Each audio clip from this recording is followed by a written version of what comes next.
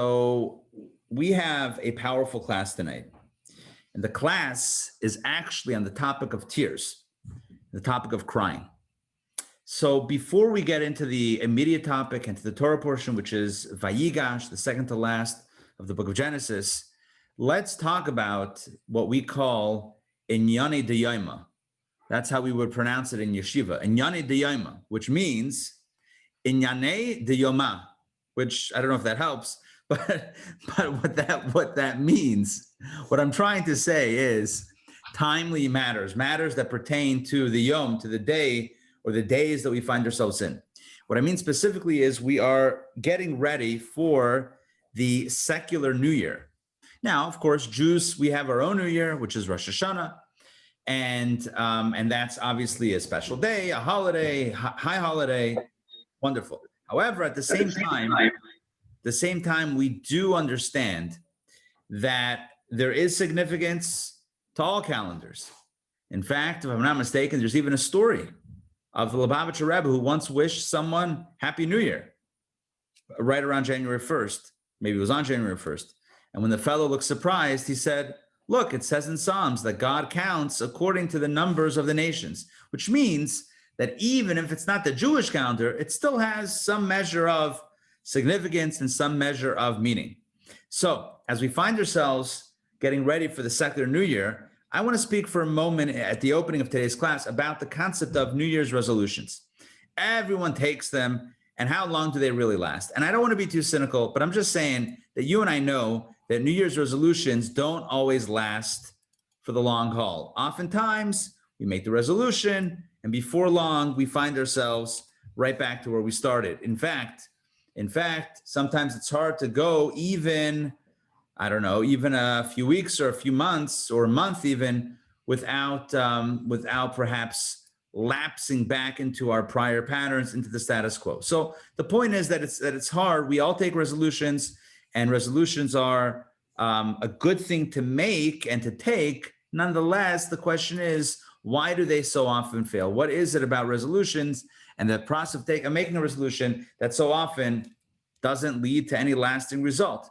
And there are many answers that have been given. There are many answers. There are many approaches that we can take in our own lives. But I want you to keep this in mind. I'm not going to answer the question right now, but in the course of today's discussion, at the end, I'm going to circle back to this point, the idea of how to make a resolution and stick with it. And by the way, the answer is not, well, this time for sure. This time I'm definitely going to stick to it. That's like Charlie Brown. You know what I'm talking about with Charlie Brown? With the football? Yes? Yeah, it's like this time I'm definitely going to kick it, and for sure, and it's not going to be a trick, and they're not going to get one over me this time. This time it's going to work. Well, that's not going to be the effective solution that we're going to talk about. It's not. Well, this year is different because I just said it is. That's not how it's going to change.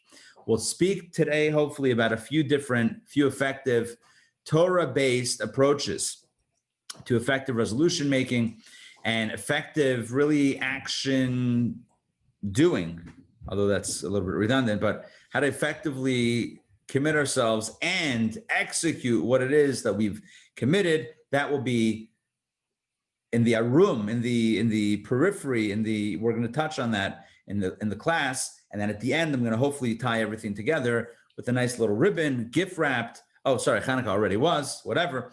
Gift wrapped with a bow so that you can put it under your Hanukkah menorahs. Now, let's jump into today's topic. All right, I'm treading dangerous territory here with the gift analogy.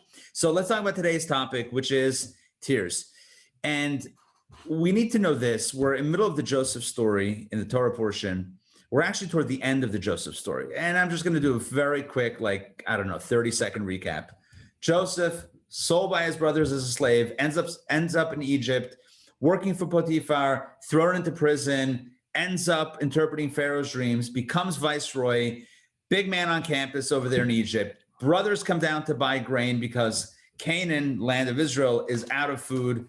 And Joseph recognizes them. They don't recognize him. He puts them through the ringer, orchestrates all sorts of things for them to bring down their youngest brother, Benjamin.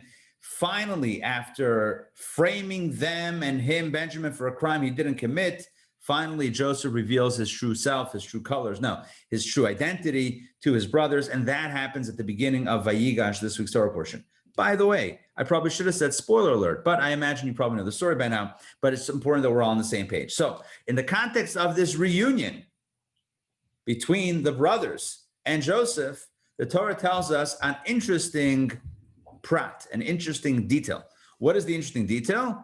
I'm glad you asked. I'm going to pull it up on my screen, and we are going to study it together. Hold on. Give me a moment. PDF will be shared right now. All right, here we go. Let me make this larger so we all can see. Donna, Yogi Donna, if you don't mind. Hey, if you don't mind, please read text 1. This is Genesis 45:14. Okay. Joseph fell on his brother Benjamin's neck and wept, and Benjamin wept on his neck. All right, it was so fast I didn't even have a chance to take a sip of my my LaCroix, my seltzer. All right, but let me just jump into that one. What happens? So, there were 12 brothers, right? Jacob had 12 sons from 4 different mothers. There were 2 that came from the same mother, Rachel. And who were these 2? Joseph and Benjamin. And they also hadn't seen each other for 22 years. 1 second. Yes. Ellie, come. First of all, Ellie, jump in for a second. You know what to, okay. So Ellie Sollish, my 6-year-old, is asking the question, what, and I'm going to stop sharing for a moment. And his question is on the Torah portion. He says, Tati, which is dad, why are you calling him Joseph and not Yosef?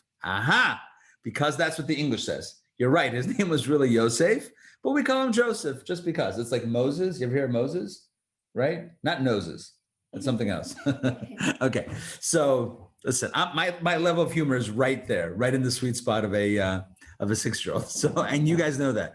All right. So let's jump back in. So Joseph, right? Joseph and Benjamin hadn't seen each other for 22 years. They were the closest of the brothers. Again, I just want to qualify what I'm saying, because biologically they were from the same father and mother. Their mother, Rachel, only had 2 sons, Joseph and Benjamin. So when all of the brothers reunited, there's a special mention of the reunion and the hugging and the kissing and the crying between these 2 brothers, Joseph and Benjamin. I'm going to share my screen with you one more time because honestly, I'm not happy with this translation. Sorry, folks. You've heard me say this before. I am not keen on this translation. Okay, for all my Hebraists, and you know who you are, take a look at the Hebrew. I'm going to read the Hebrew. Vayipol al tzavarei Binyamin achiv. And he fell on tzavarei. Tzavarei. That means necks, plural. He fell on the necks of Benjamin. Necks, not N-E-X, like it's a cool startup. Like invest in necks. No. Necks like N-E-C-K-S. Like multiple necks. He fell on the necks of Benjamin, his brother. Vayevkin, he cried. Uvinyamin bocha al savarav. And Benjamin fell on Joseph's neck, singular. So the first question that comes to mind on a grammatical level is, why in the world does the Torah use the plural when it comes to Benjamin's neck? All right, I'm going to stop sharing and make this very simple. How many necks did Benjamin have? Here's the answer. It's not a trick question. 1. So why does the Torah use a plural term when it comes to Benjamin's neck?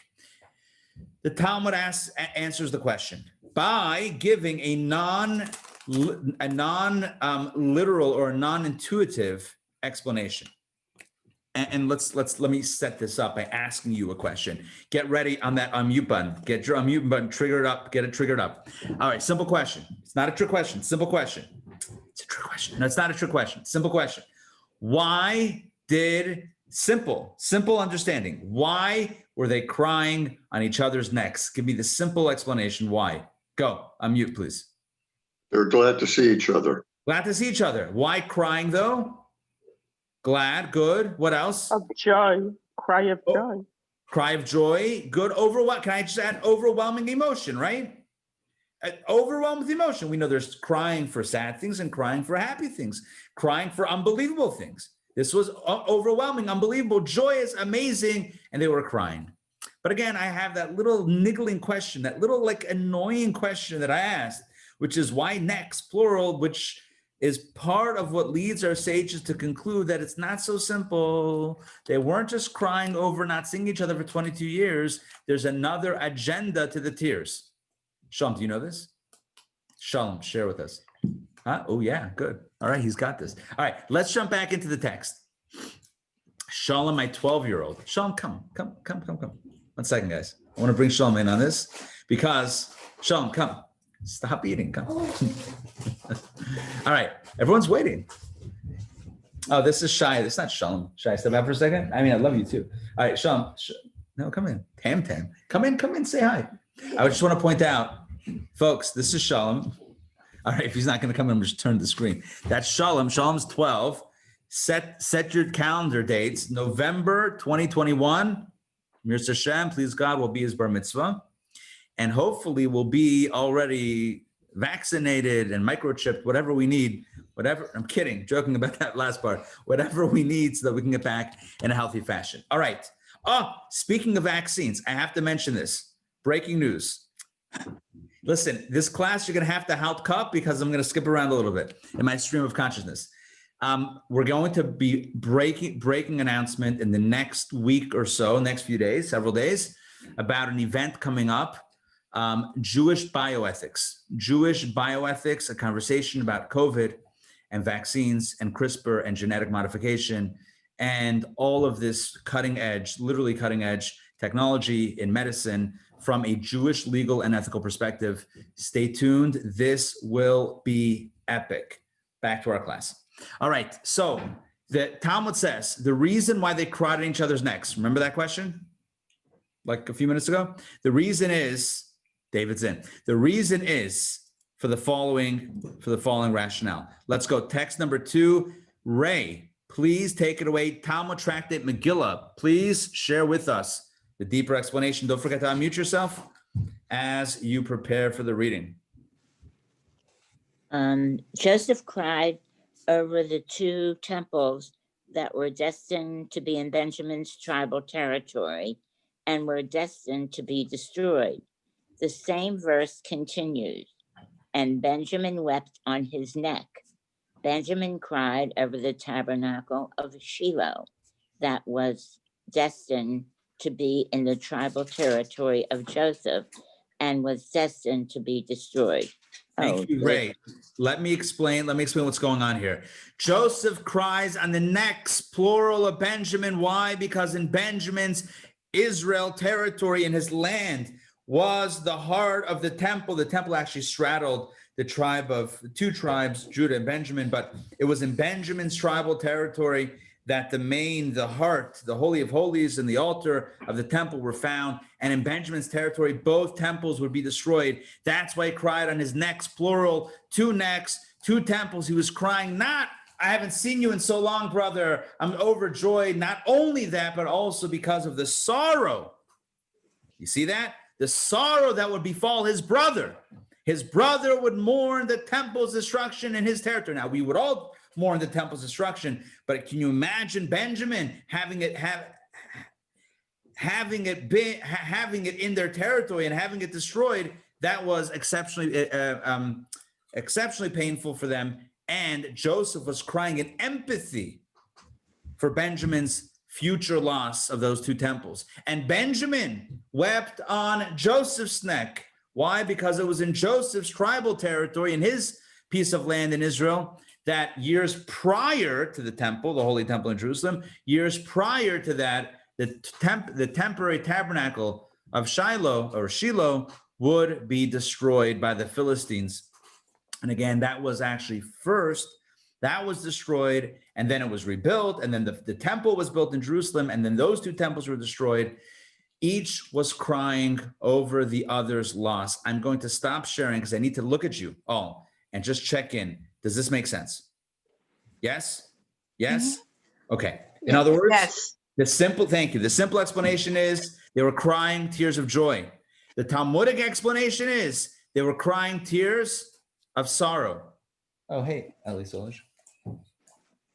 Yes, they were crying tears of sorrow. Why sorrow? Over empathy over the other's loss. Joseph for Benjamin's 2 losses of the temple, and Benjamin for Joseph's loss of the Mishkan of the tabernacle.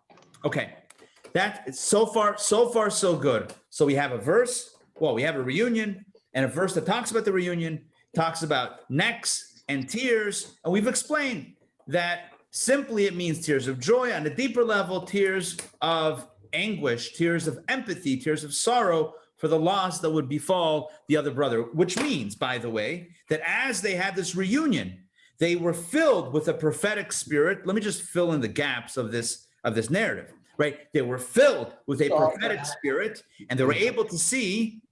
One second. Okay, don't worry about it. Everybody here, so we have a nice clean background. And they were filled with a prophetic spirit and became aware of the future occurrences that would happen in each of the others' territories in their respective plots of land in Israel. Again, this would happen. This would take place many hundreds and hundreds of years later, after this moment, after this embrace. But yet they were filled with that sense of vision and foresight to be able to see that and to cry about that. Okay, so we have so far so good. I'm going to ask you a simple question, and you might think it's not a question, because what kind of question is it? But it's a question, especially when you have a good answer. You're allowed to ask the question. Here's my question: why did they specifically? Well, why does the Torah specify that they fell on each other's necks? Why does the Torah tell us about the neck? Who cares which part of the body? The point is that they cried. And if the whole idea is that they cried for the other, okay, so the main thing is the tears. Why do we need to know the location of where their each respective head was located on the other person's body? Understand my question? Yes? Why is necks important? Let's explore. There is a classic connection between the Holy Temple and the neck. And you might wonder, like, what's the connection between the temple and the neck? I'm glad you asked. Take a look at text number. Hold on. Take a look at text number. Should be text number 3. Let me pull this up once again in our PDF. Oh, folks, we have a map. Take a look. That's cool. Take a look at the map. All right. Shiloh is right here with where my little hand is. Can you guys see that? Can you guys see my hand? Whoop, right down there. Yeah, you see that? It's in Ephraim's territory. Ephraim was Joseph. Ephraim was one of the sons of Joseph. So that's Joseph's territory. And Jerusalem, you see Jerusalem right there with the star, is in Benjamin's territory.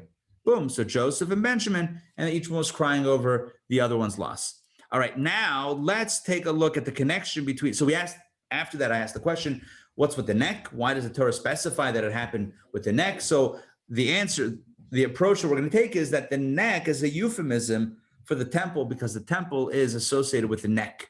Why? How do we see this? Text 3. Paul, please read text 3 from the Midrash. Please unmute yourself. Yeah, you got it. What is the meaning of the verse, "Your neck is as the Tower of David"? The temple is situated at the world's peak, just as the human neck is at the high point of a person's body. Perfect. Thank you. So what the Medrash says, and by the way, this is on Shir Shirim, Song of Songs, chapter 4, verse 4. So the verse says there in Song of Songs, penned by King Solomon, your neck is as the Tower of David. So romantic. You know, Song of Songs is a love story. Your neck is as the Tower of David. So, but the Medrash says, our sages tell us that that's a reference to the Holy Temple. Just like the neck is at the top of the body, so too the temple is at the top of the world. Now, I know what you're thinking. Mount Everest is higher than the Temple Mount. Yeah, of course. It's not like we're not measuring like feet or miles. We're measuring spiritual heights, right? The temple is at the height of the world. It's the spiritually highest place. It's also located on a mountain, but it's so physically, it's also somewhat represented by being in a high space, but it's more conceptually, it's at the highest place of the world, just like the neck. However, you should know, even on the Temple Mount, they didn't build a temple at the top of the mountain. They built it a little bit lower, because you're probably thinking, since when is the neck at the top of the body? Did anyone think that, by the way? You could be honest. Did anyone think, wait, I've seen a human being before. We could actually see each other now. I've seen people, and I know the neck is not the top, right? There's something higher than the neck. This is called investigative thought, right? There's something higher than the neck. What's higher than the neck, by the way? Ellie's got it, right? This is Torah for 6-year-olds. The head is higher than the neck, right? So what are we saying? That just like the neck is at the top of the body, so too the temple is the top of the world. Wow. It seems like we swung and missed on that analogy. It's literally not the top of the body, and it's literally it's right below. How did we miss that? Our sages didn't know. They never saw anybody before. They never had no idea what people look like. What's going on here? It's intentional. Obviously, I'm sure you know it's intentional, but we're going to explore what that means. Let's get back to the text and let's continue. Let's roll forward with this because we are putting together quite the elegant puzzle. Mike Carter, please read text number 4 from Rashi. The Holy Temple was built on the high point of Benjamin's land, except that it was 23 cubits below the Atem wall. Well, David intended to build it there at the Atem well. However, they said to David, "Let us build it a little lower." For Scripture states in Moshe's blessing to the tribe of Benjamin about God dwelling in their territory, and he dwells between his shoulders, which are lower than the head. So let me explain what's going on here. There's a verse that says, Uvenk Seifav Shachain, that God dwells between his shoulders, referring to the territory of Benjamin. Shoulders, like the neck, are not at the top of the head. So basically, here's the point. When they built the Holy Temple, they built it not at the top of the mountain, not at the top of the Temple Mount. They built it a little bit below. Why? Neck and shoulder height, which means that although the temple is allegedly at the top, it's not exactly the top. It's kind of a little bit lower than the top. It's more neck level, and that's by design. Why? Here we go. This is the Kabbalah of the neck. The Kabbalah of the neck is as follows. What is the function of a neck? And again, this may not be a medical analysis of it, but it's a conceptual analysis of it. So my apologies to all the doctors out there that are going to say, well, I'll tell you, we got other things that we're missing. It's fine, but we're going to look at the concept of what a neck does. And to understand the neck, let's understand what a head and a torso is. You with me on that? Trust me, this is all going to come together very, very beautifully. Let's talk about first the head, right? What's in the head? Let's go. What does the head house? The brain. The brain. And what does the torso house? What does the chest house? Heart. Yeah. The heart, the lungs, right? Major organs, vital organs. The brain is a vital organ. The heart is a vital organ. Let me ask you a question. Hypothetical question. For life to exist, human life, to exist biologically, does the head and the heart, or the head and the lungs, do they all need to be connected? Yay or nay? Yeah, Yes. That's what the neck is. Again, biologically, we may have other items, but I think even biologically, this is true. The neck houses, or at least part of where the spinal cord is, what connects, right? And the nerves and whatever it is that connects the head, the brain, with the rest of the body, which means, you ready for some Kabbalah of the neck?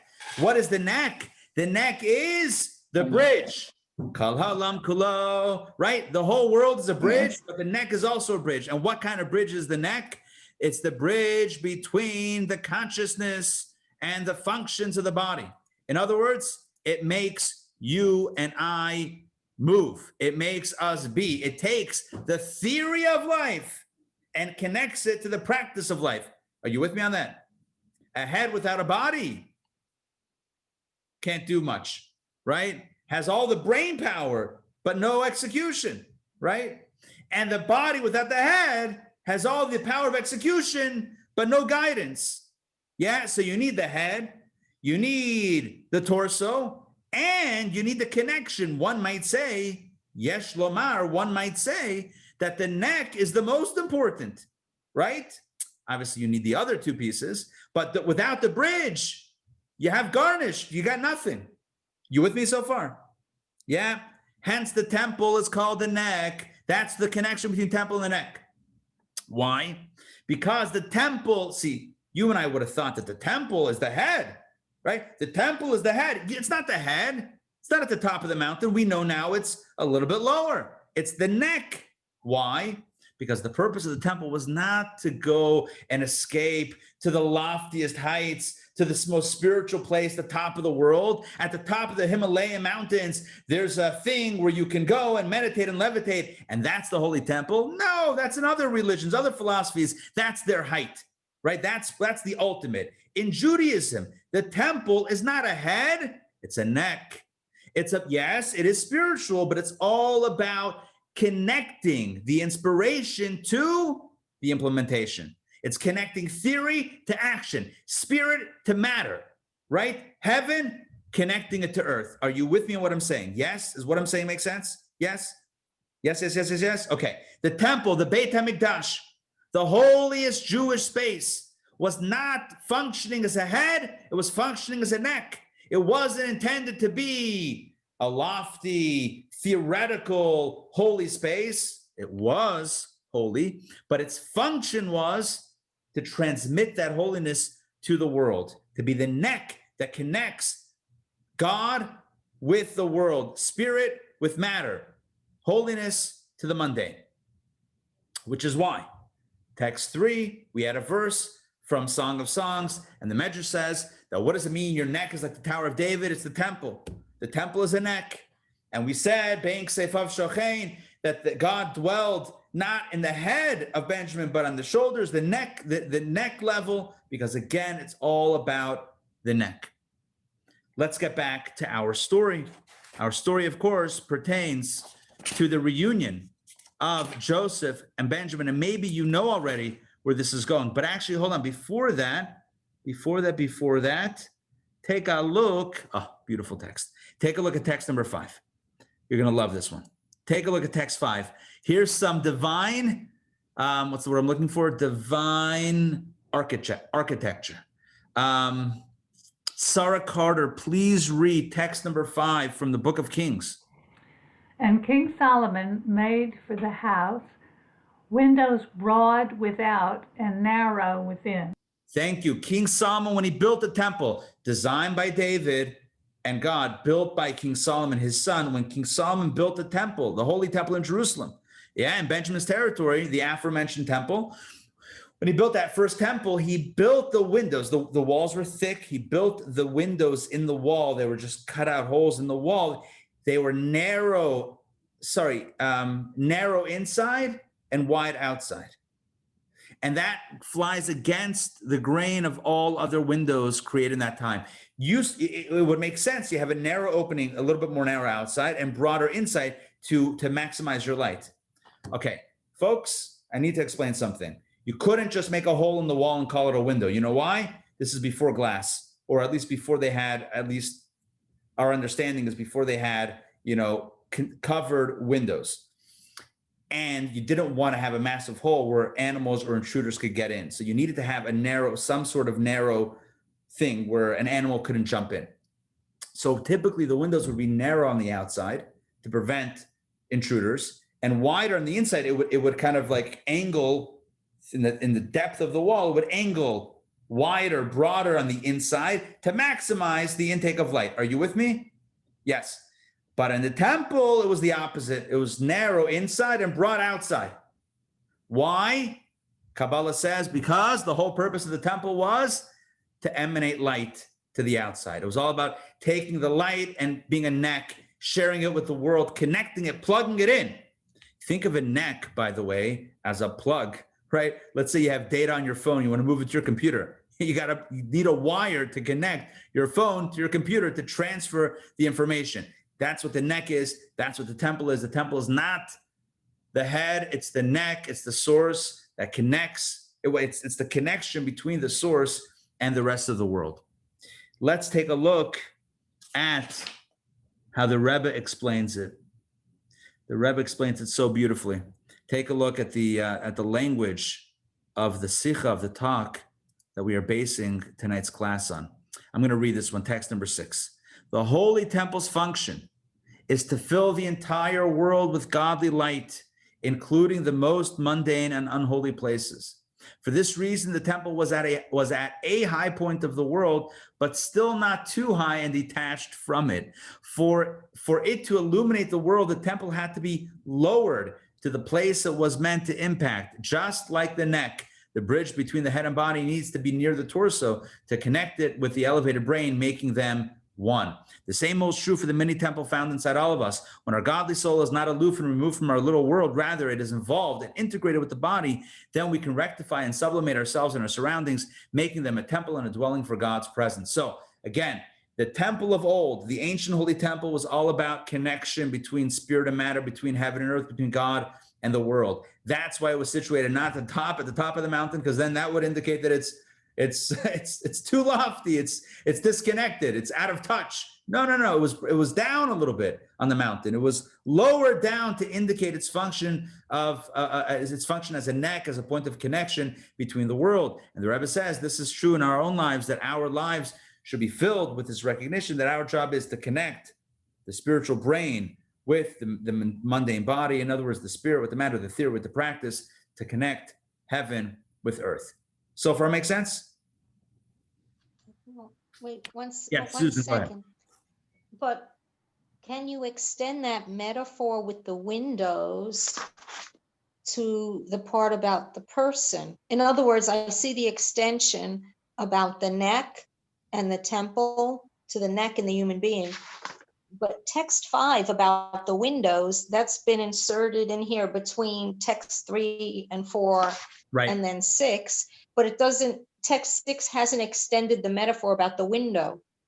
So the Like, way, physically, excellent right, point. Excellent point. So the way we're understanding, the way we're fitting the window into the structure of this class, all puns intended, is that the window indicates that the temple's purpose was not to be a self-contained light environment. In other words, if the temple, if the Jewish temple was meant to be like many other temples, a place where you go to bask in the rays of divinity and to remove yourself and to go on top of the mountain, to go into that headspace, if that's what it was, then it wouldn't have windows that were flowing outward. It wouldn't be about the outward flow. It would be about containing everything within. It would be about actually closing off any outside leakage of the energy and keeping all the light concentrated inside. That would be the most spiritual environment to be in. But that wasn't the role of the temple. The role of the temple was to be a neck, was to connect the light inside to the world outside. And that's why embedded in the structure and the architecture of the temple was its function. And that's why the windows were, and the architecture expresses the purpose of it, which is to connect its energy with the world. So that transforms it from being a place of, let's just call it selfish spiritual indulgence. And I don't mean selfish in a negative way. I just mean self-contained spiritual indulgence, to being one of, with the intention to bridge it. Okay, listen, we could have done it without that text, but I thought it was not, it's in the class, and I thought it was nice to mention. That's because important. you do see it in the architecture.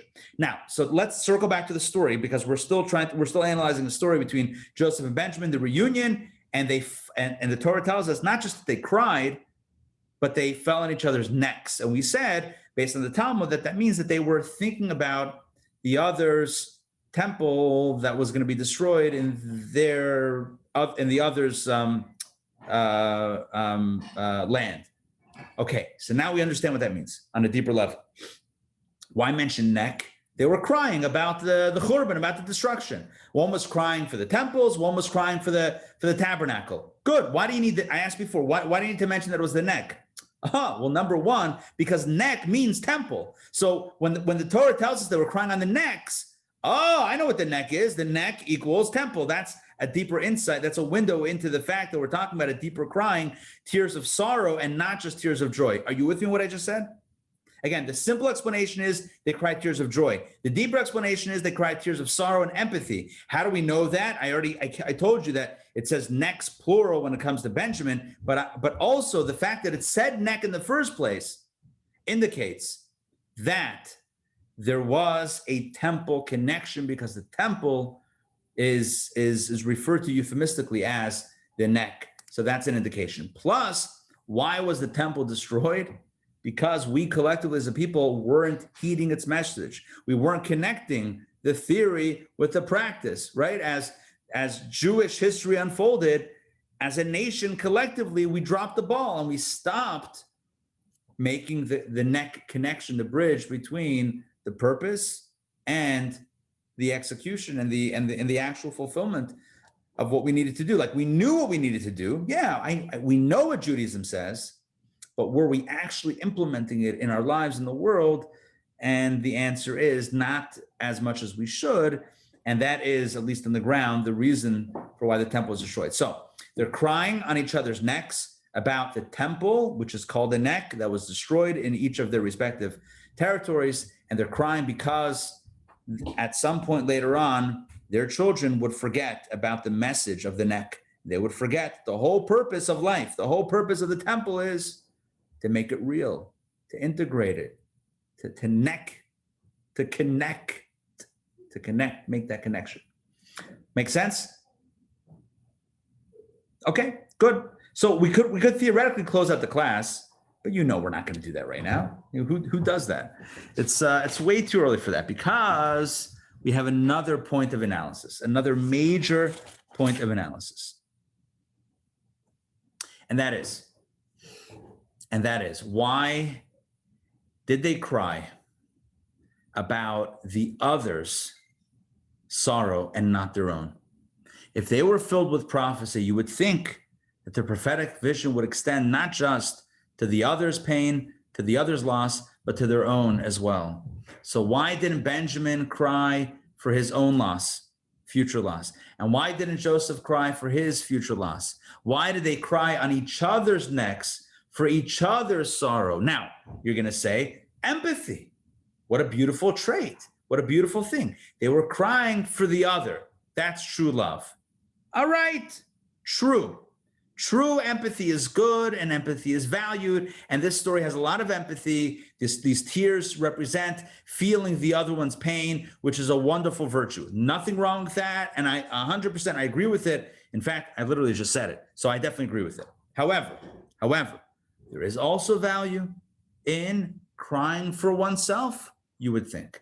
There's also value in acknowledging your own loss and crying and feeling the loss that would, again, we're talking about prophecies of the future, but feeling one's future loss and having that strike a chord inside and being filled with tears. In fact, we're going to look at some verses on the value of tears, of crying. Take a look at the next text that I'm going to share with you. We're going to skip a text, by the way. Don't worry, I'm going to come back to it a little bit later. We're going to go text 8a. What a powerful text over here. 1 second. Is there some fire on or no? No. Okay. Let's ask Donna. Donna Herbert, please read text 8a from the book of Psalms. Okay. My tears were bread for me day and night when they say to me all day long, where is your God? Thank you. So Psalms penned by King David. He says, Haisa li demasi lechem yomam v'layla. My tears were bread for me day and night. My tears were bread for me day and night. What does that mean? My tears were bread for me. Oh, cool. Take a look at text 8b. Donna, please continue one more text. Text 8b. Here's Rashi on Psalms. My tears were bread for me. From here we derive that distress satiates a person, and he does not seek to eat. Similarly, scripture states regarding Hannah, and she wept and did not eat. Thank you. Now that's actually a powerful commentary and quite jarring.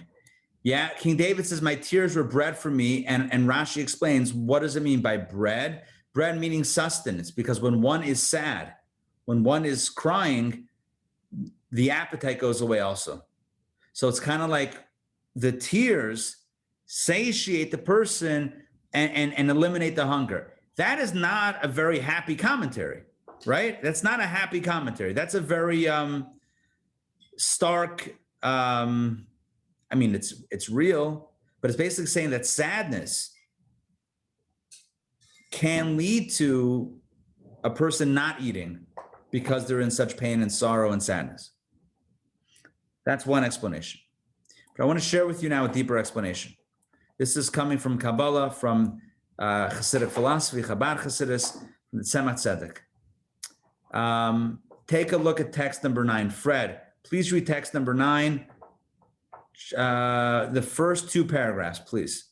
To explain why crying is slightly lessens one's pain and hunger, when you're in tears, you may come to realize that God hears your cry and will surely bring you salvation. Because, as the Talmud teaches, even as the gates of prayer are locked, the gates of tears remain open. For this reason, tears can be satiated. When a person is confident that his desire will be fulfilled, it is like bread that fills him with content, and he is no longer hungry even for physical food. Thank you. And that's it. We can stop right there because at the last paragraph, he flips back to the simple explanation. But the deeper explanation is that when we cry, then we connect with God and we're confident that God will help. And that satisfies, if you will, our need, that satisfies our hunger, and that will fulfill, please God, the blessing. So what's the point? The point of all of this is that it seems like there's value on some level with the idea of tears, that crying is something that's, again, the deeper explanation, a part of our spiritual service. So why is it, circling back to my question that I asked a few moments ago, so why is it that Joseph cries not for his own future loss, but for Benjamin's loss? And why does Benjamin cry not for his own loss, but for Joseph's loss? Why are they crying about each other's sorrow?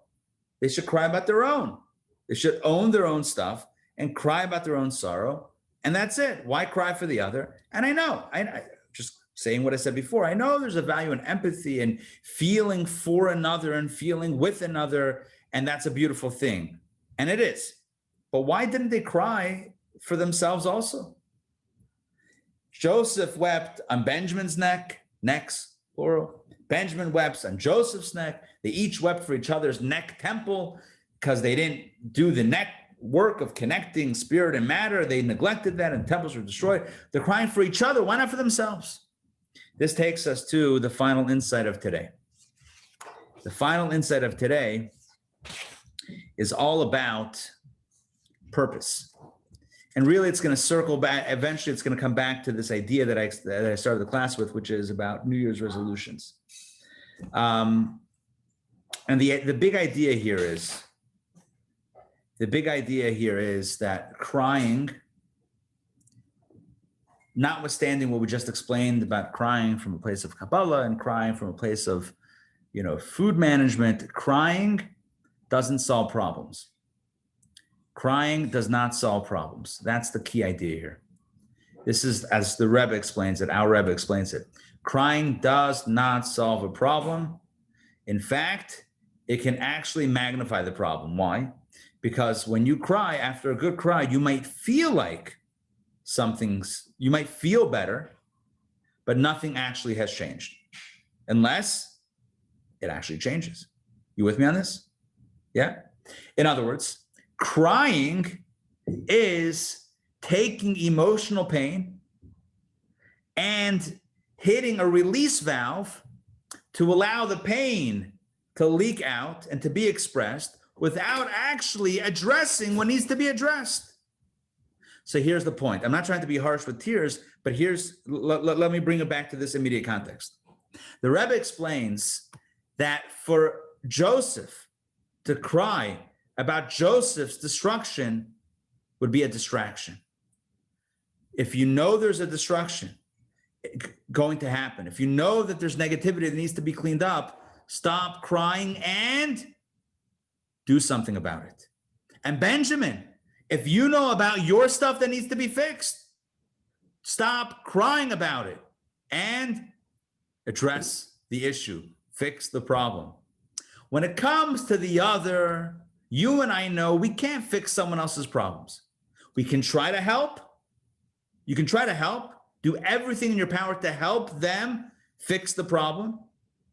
And after we've done everything we can and the problem is still there and there's nothing else that we can do for them because at the end of the day, we're not them, then we cry. We cry because at that point, there's nothing else left to be done. But if it's us, if it's our if it's our challenge, if it's our pain, the Rebbe argues, tears are not always appropriate. Oftentimes they're inappropriate. Why? Because it's a distraction from taking care of business, fixing what needs to be fixed. And on the contrary, it fools us into thinking that maybe we did change something when we didn't do anything other than cry. Take a look at this powerful text. Take a look at this powerful text from Hayom Yom, the Rebbe's daily calendar insights, daily spiritual insights. By the way, if you don't have a copy of Hayom Yom, definitely buy one. You should definitely buy one. It's got a thought for each day of the year, each Hebrew day of the year. It's like the best calendar you can get. Gives you a daily insight, daily study. It's fantastic. You can get it online. You can sign up on Chabad.org to get the messages sent to your phone or to your email, whatever it is. Either way, but it's highly recommended. Take a look at text 10. Hayom Yom for 8, other 2. My revered father, the Rebbe Rashab, writes in one of his letters, one action is better than 1,000 sighs. You know what that means, 1,000 sighs? Oy, gewalt, oy vey. You know what Jewish kvetching sounds like, right? Yeah, we've all done it, probably 1,000 times.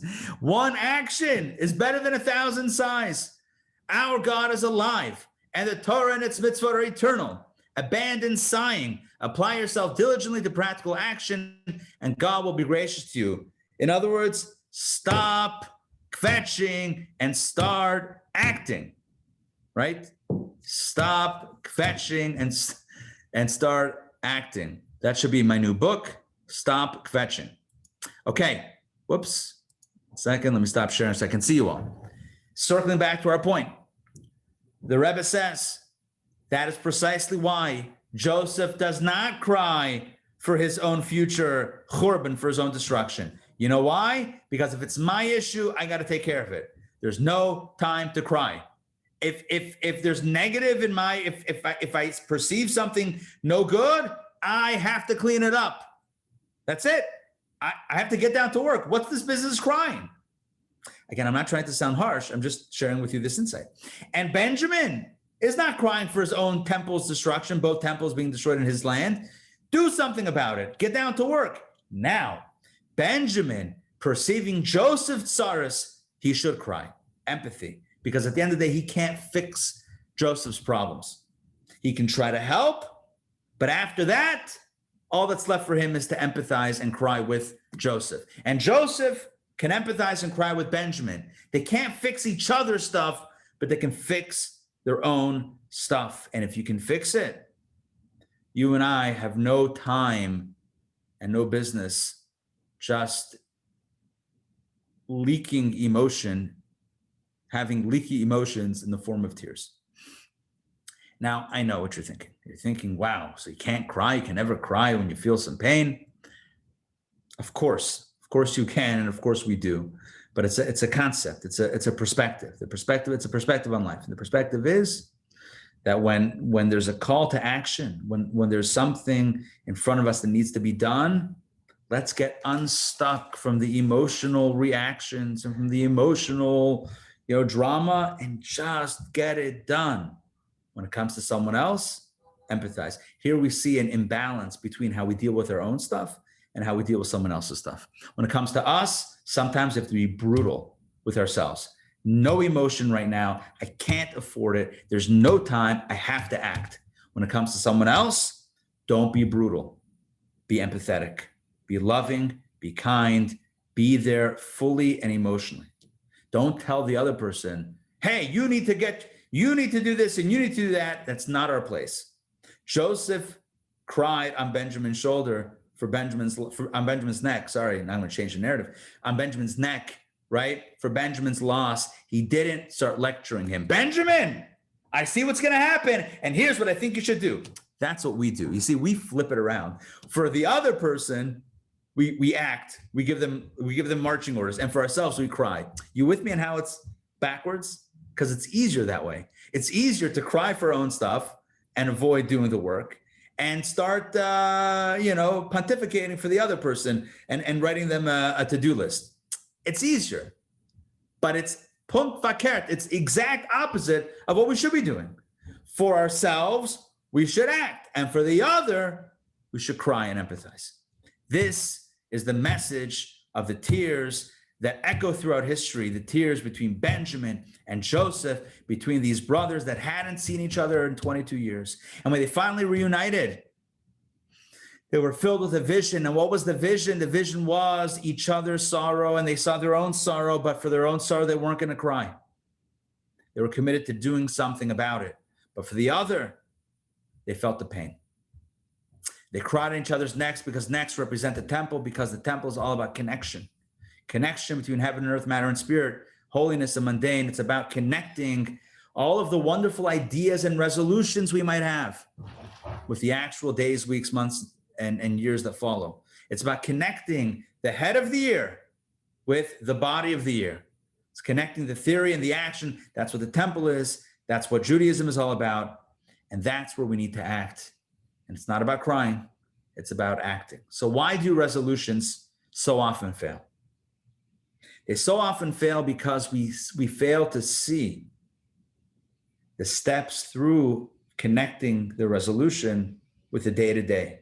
This year, I'm going to do such and such.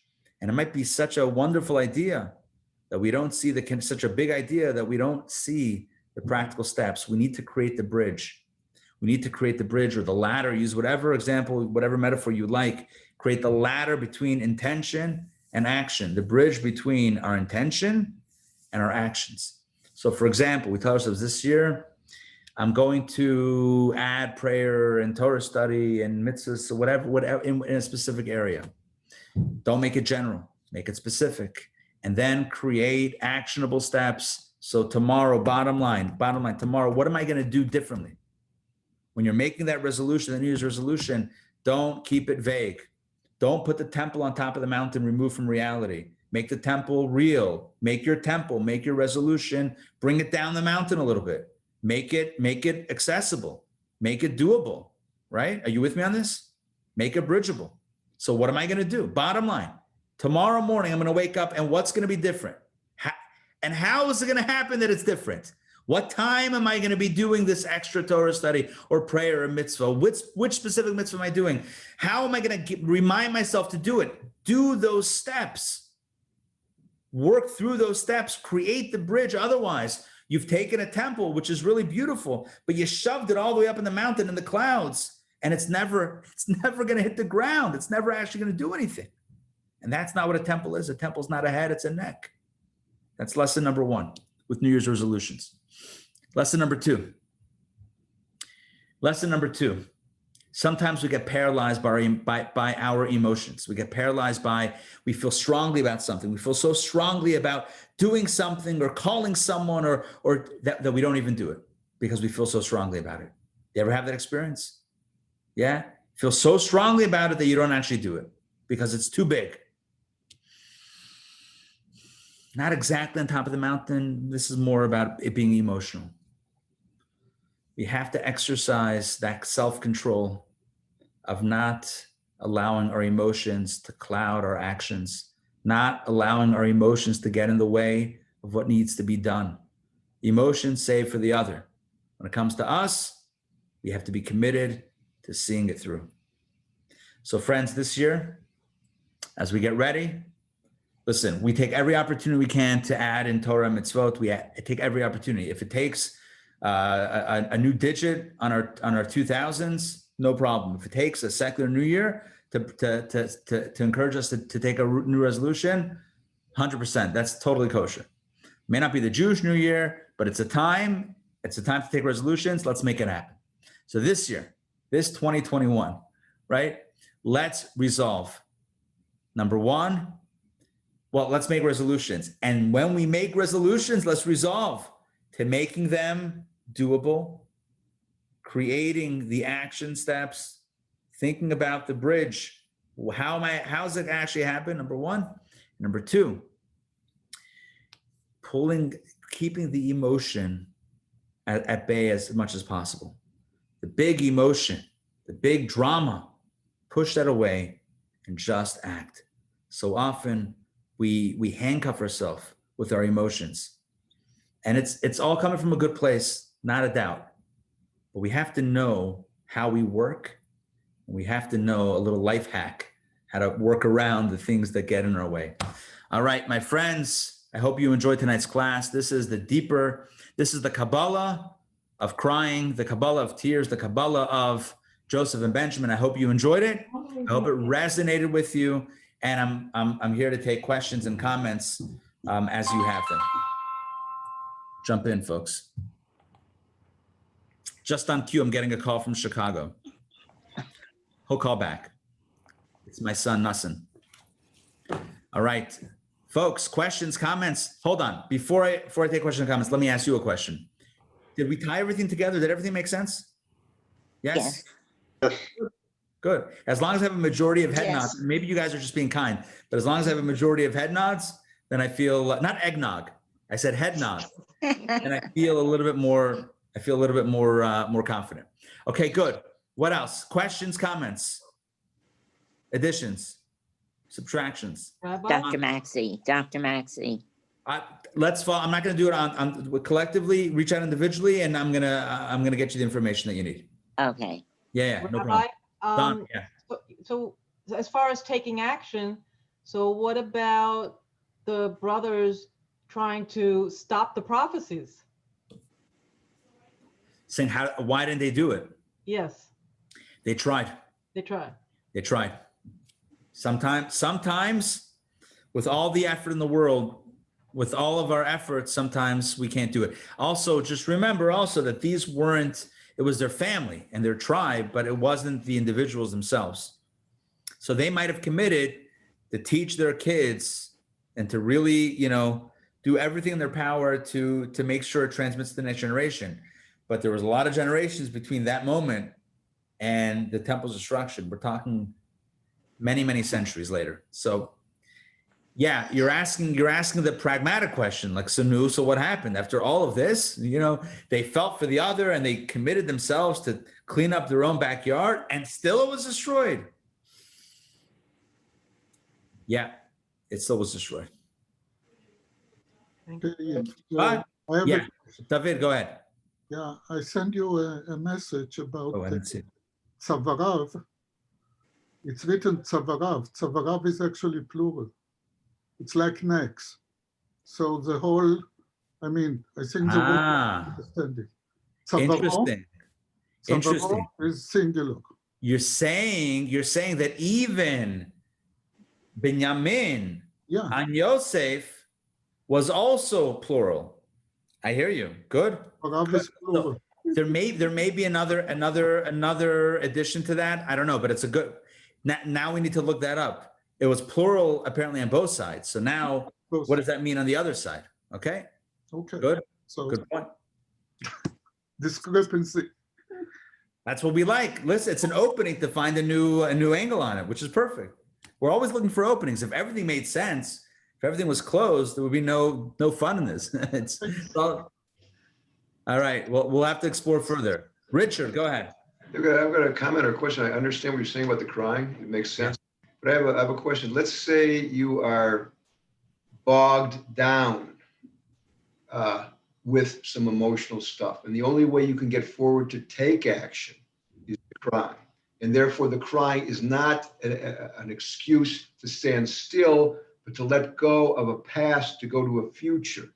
And that's really my comment. In other words, you can't move forward if you've got some of this baggage, and the only way you can do it is release it by crying. There you put the past baggage behind you, and then you can move forward. I'm just saying that's a possibility. Yeah, I agree with that. And I think there is a place for that also. And that's why you have to be careful. Nothing that I'm saying tonight is absolute crying is always bad. It's understanding the concept in that story and the context of that story. But look, we quoted from the Tzemach Tzedek, who says that on a spiritual level, tears are bread. In other words, because it does reflect a higher spiritual connection. So yes, there is value even for ourselves sometimes to cry.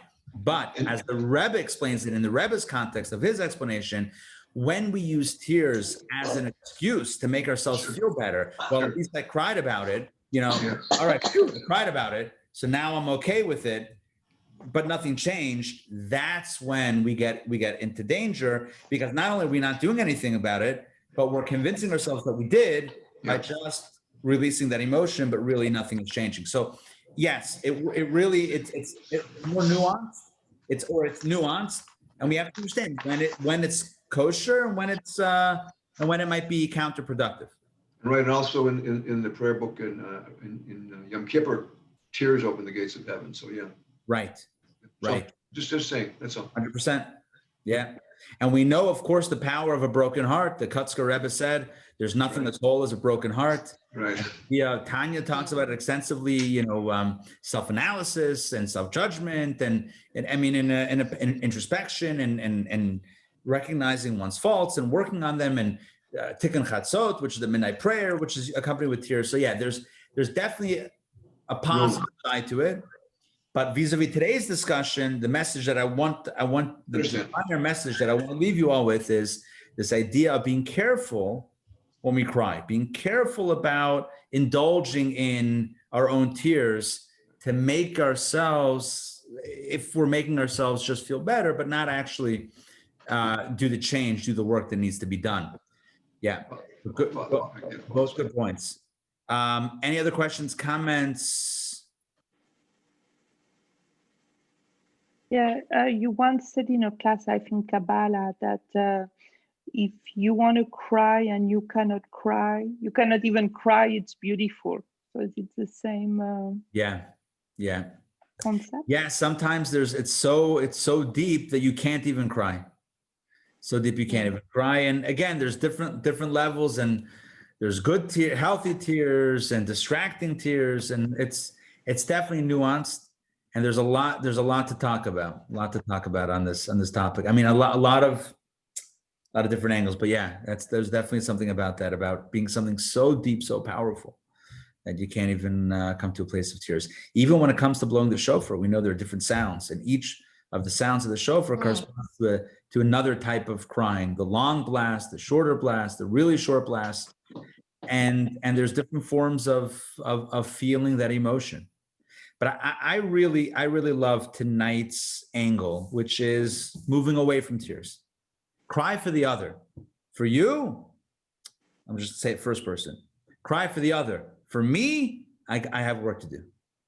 Too much work to do than to cry. Listen, are we gonna cry? We're gonna cry. But, and don't feel guilty, but know that that's not the ikr. That's not the main thing. The main thing is doing the work that needs to be done. Making that bridge between theory and action, between tears and transformation. We even got alliteration in there. All right. Any other questions, comments? I will mention, I'm going to indulge in my previous announcement and tease it one more time. We have a top, and I'll say it a third time, top Jewish medical ethicist, doctor, and just incredible speaker from New York, who will be with us live in January. Details are being wrapped up as we speak. In January, live online for this event, Jewish Bioethics 2021. The latest medical breakthroughs, latest medical science, including coronavirus, vaccinations, etc., will be on the table, explored from a Jewish legal and ethical perspective. You do not want to miss this. You can't afford to miss this. It's going to be epic. So that's it. Save the date. All right. The date we're looking at is January 19th. So just do this. Do the old circle on your calendar. Tuesday, January 19th. Save the date. All right. Thank you all for joining. Great to see you all. Mom, great to see you. And everyone should be well and healthy and happy and blessed. Take care, everybody. Okay, thank you. Amen. Hala tov. Have a good night. Thank you.